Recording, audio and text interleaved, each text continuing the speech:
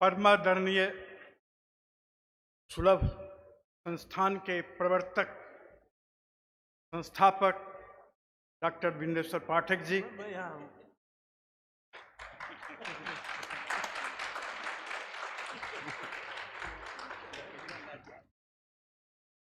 सत्र अध्यक्ष doctor Anil Kumar Singh ji, doctor Gupta ji और सारस्वत प्रतिभा के धनी हमारे विद्वतजन, अध्येताओं, गवेषकों और सुलभ के सेनानियों। भारत बहुरत्न गर्भा, बहुरत्न प्रसवा धरती रही है। उन्हीं पुंगवों में पांगतेय हैं हमारे रत्न डॉक्टर बिंदेश्वर पाठक। मैंने भी पटना विश्वविद्यालय की पढ़ाई की है 1975 से 77 के सत्र की। गांव से ही आया हूं। जब मैं पटना में था छात्रावास में, तो गांधी मैदान पटना में सम्मेलन वगैरह हुआ करते थे, बड़ी भीड़ जुटती थी। लेकिन जो लोग लौटते थे सम्मेलन से तो कहते थे कि पूरा गांधी मैदान गंदा हो गया और उनके निस्तारण की कोई व्यवस्था नहीं थी, स्वच्छता की कोई व्यवस्था नहीं थी। लेकिन जब एक दिन हम लोग गए मित्रों के साथ घूमने गांधी मैदान, तो देखा कि सुलभ संस्थान के पास भीड़ लगी हुई है। तो गांधी मैदान में तो कुंभ की तरह भीड़ लगती है अधिवेशनों में, लेकिन ठीक वहीं जो सुलभ संस्थान की व्यवस्था थी वहां भी भीड़ लगती थी। वहां से शुरू हुआ वह आंदोलन आज जब मैं राजधानी में आकर इस स्वरूप में देखता हूं तो मैं दंग रह गया। तो नमस्य पुरुष हैं, अनुकरणीय पुरुष हैं, ईश्वर उन्हें दीर्घायु बनावे कि और भी कीर्तिमान के स्तंभ वे गाड़ सकें। हमें गौरव है। विषय की बात करूं मैं साहित्य का, हिंदी का सर। तो साहित्य समाज को दिशा दिखाता है। जब हम ये स्वच्छता के समाज शास्त्र पर वृहद चर्चा के लिए उपस्थित हैं, विभिन्न विश्वविद्यालयों में उसके पाठ्यक्रम की बात हो रही है। वैदिक साहित्य में, उपनिषद और पुराणों में स्वच्छता के बारे में जितनी बातें कही गई हैं, स्वास्थ्य के बारे में, पता नहीं लोगों ने उसे सिर्फ मंत्र समझकर उसका पारायण भरे कर लिया हो, लेकिन व्यावहारिक जीवन में उन्होंने इसे कभी अपनाया नहीं।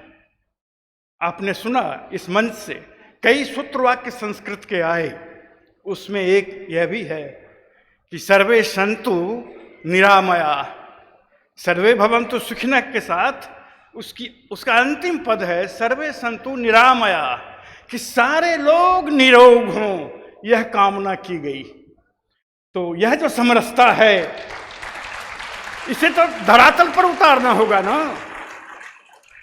एक और बात मैं कह रहा हूं, प्रायः हिंदुओं के घरों में जहां कहीं भी पूजा होती है, छोटी पूजा हो या कोई बड़ा यज्ञ अनुष्ठान हो, आपने कभी गौर किया है कि पहला मंत्र क्या पढ़ाया जाता है? अपवित्रः पवित्रो वा सर्वावस्थांगतोऽपि वा यः स्मरेत पुंडरीकाक्षं सौभ्याज्या अंतरः शुचि। तो यह बाह्य और अभ्यंतर की शुचिता की जो बात की जाती है, जो संकल्प लिया जाता है, वह पूजा के संकल्प से पहले होता है। और इसे चरितार्थ किया सुलभ आंदोलन ने कि पहले शौचालय तब देवालय। तो कितना विज्ञान सम्मत है। लोग सिर्फ मंत्र समझ के, ब्राह्मणों के कमाई का साधन, अंधविश्वास समझ के इन सारी बातों को भुला बैठे हैं। हम अपनी शक्ति को भुला बैठे हैं। ये पुरातन की बात। लेकिन भारत के गौरव के दो महान प्रतीक, एक हिमालय और दूसरी गंगा।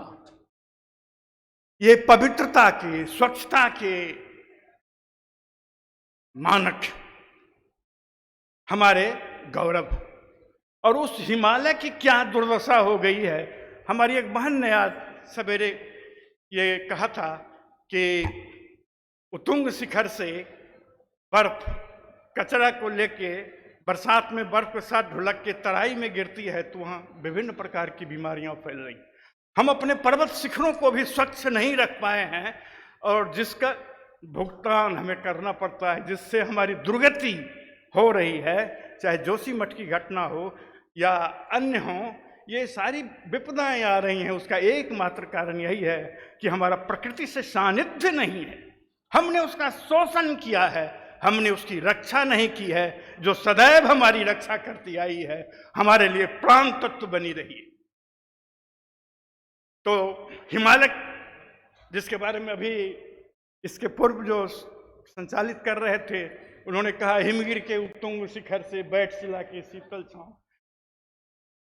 और आज जिस हिमालय पर हम गर्व करते हैं, अब आज के हिमालय और पर्वत कैसे रह गए हैं। राजधानी में आया तो पिछले चुनावों के समय से खूब अखबारों में यह आया कि दिल्ली में 3 कचरे के पहाड़। मैंने अभी देखा नहीं, लेकिन ये सुना तो मुझे बड़ा आश्चर्य हुआ कि जहां शुभ्र धवल पर्वत श्रृंग हमारे देश में है, जिसे दिनकर ने कहा कि मेरे नगपति मेरे विशाल, मेरी जननी के हिम किरीट, मेरे गौरव के दिव्य भाव, जो भाव चंदन लगाने के लिए होता है, उसका हम कैसा इस्तेमाल कर रहे हैं। तो क्या इसी कचरे के पहाड़ का दर्शन आज के युग में होगा। यह जो विज्ञान सम्मत युग सभ्यता और संस्कृति में कहता है कि हम बहुत आगे बढ़ रहे हैं, ये किस मुसीबत में है। काश इन कचरों के पहाड़ को आदरणीय पाठक जी के हवाले कर देता तो हनुमान जी की तरह ना जाने सारा उखाड़ के गंगा की बात करें, पतित पावनी गंगा की बात, इनके बारे में, इनकी स्तुति के बारे में ज़्यादा मुझे कुछ कहना नहीं है, सारे लोग जानते हैं। हमारे पाठक जी की भी पृष्ठभूमि, जैसा रामपुर गांव वैशाली जिला, तो गंगा के किनारे का ही है। पटना में भी रहे तो गंगा के ही किनारे रहे। तो इसके पीछे पीठिका के बारे में जब मैं विचार करता हूं तो मुझे लगता है कि निश्चित रूप से मैथिल कवि कोकिल विद्यापति की बानी जरूर इनके जेहन में रही होगी। सारे लोग गंगा स्नान करते हैं, कुंभ लगता है, देश विदेश के सारे लोग जाते हैं पुण्य कमाने के लिए, और क्या क्या करके आते हैं हमने देखा है। विद्यापति ने क्या कहा कि एक अपराध क्षमब मोर जानी कि परसल माय पाए तू पानी, कि मेरा एक अपराध जो मैंने जानबूझकर किया है, मेरे लिए कोई दूसरा उपाय नहीं था कि मेरे पैरों ने तुम्हारा स्पर्श किया। कितना अपराध बोध महाकवि को। और जब वे क्षमा की याचना करते हैं तो उसके पीछे कौन सा भाव है। एक अपराध क्षमर मोर जानी परसल माय पाए तो पानी। मां का जो संबोधन दिया कितना अद्भुत। बच्चा खेल कर आता है, धूल धूसरित होकर आता है और सीधे मां की गोद में चढ़ जाता है। मां कहती है अलग रहो, तो हाथ धो पैर धोता मेरे पास ना, कभी कहती है। तो यह जो वात्सल्य है जो गंगा से हमें मिला है, कितने मार्मिक ढंग से विद्यापति ने कहा। पहली पंक्ति है कि बर सुख सार पावल तुवे तीरे अछोरित निकट नयन वह नीरे। आज से 700-800 वर्ष पहले महाकवि ने जो कहा, उस पवित्रता को, उस स्वच्छता की भावना को, उस शुचिता को, उस वात्सल्य को, उसकी सरसता को सुलभ कर्म क्षेत्र में उतार रहा, व्यवहार के जगत में उतार रहा। इसलिए मैं ज़्यादा विस्तार में नहीं जाऊंगा, समय कम मिला है तो। और वही अभियांत्रिकी के क्षेत्र में तो मैं और लेकिन अब कह सकता हूं, यहां से जाने के बाद इन 3 दिनों में मैंने एक एक बात को पिया है, तो लगता है कि मैं भी इसके वैज्ञानिक उपकरणों से, संसाधनों से, तौर तरीकों से, समाजशास्त्र से अवगत हो गया। तो इस दृष्टि से कि सुलभ एक आंदोलन है, सुलभ एक दर्शन है, सुलभ हमारे आचार की एक संहिता है। यही कारण है कि सुलभ आज प्रतीक है स्वच्छता का। हम स्वच्छता के समाजशास्त्र की बात करते हैं, लेकिन सुलभ आज स्वच्छता का प्रतीक। इसका उदाहरण जनमानस में इसकी क्या धारणा है, आप उसकी बात करें। मैं अनुभव की बात करता हूं, शास्त्र की बात नहीं करता। मैंने कुंभ में देखा कि महिलाओं का झुंड जा रहा था, उन्हें कुछ पता नहीं था कि कहाँ शौचालय की व्यवस्था है, वह सरकारी हो या गैर दूसरी संस्थाओं द्वारा स्थापित हो शौचालय। वे कहते थे कि अरे कोई चिंता मत करो, सुलभ ढूंढ लेना, वहां तुम्हारी सारी समस्या दूर हो जाएगी। आप कहीं भी जाइए, सुलभ प्रतीक है, सिंबल है स्वच्छता का। जनसाधारण में इतनी व्याप्ति हो गई है इसकी, इसका कारण है सुलभ की सरलता, सहजता, और मैं उसमें जोड़ूं सरसता और सुलभ। इसलिए मैं कंक्लूजन में कहना चाहता हूं कि सुलभ, सहज, सरल और सुभग आंदोलन का प्रतीक है। हमें इसकी वैचारिक पुष्टिका को कहा ही कि पहले मन तैयार होना चाहिए, विचारधारा के रूप में हमें अपने मनोबल को बनाना होगा और तब उसे कार्यक्षेत्र में उतारना होगा, तभी आंदोलन की सफलता सिद्ध होगी।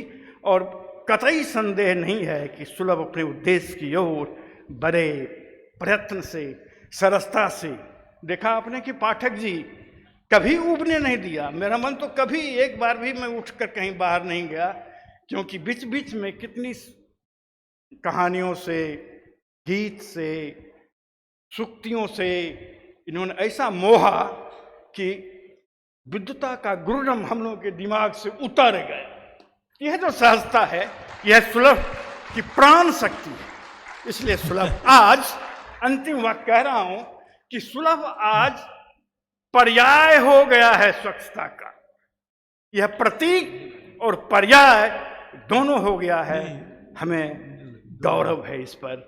धन्यवाद।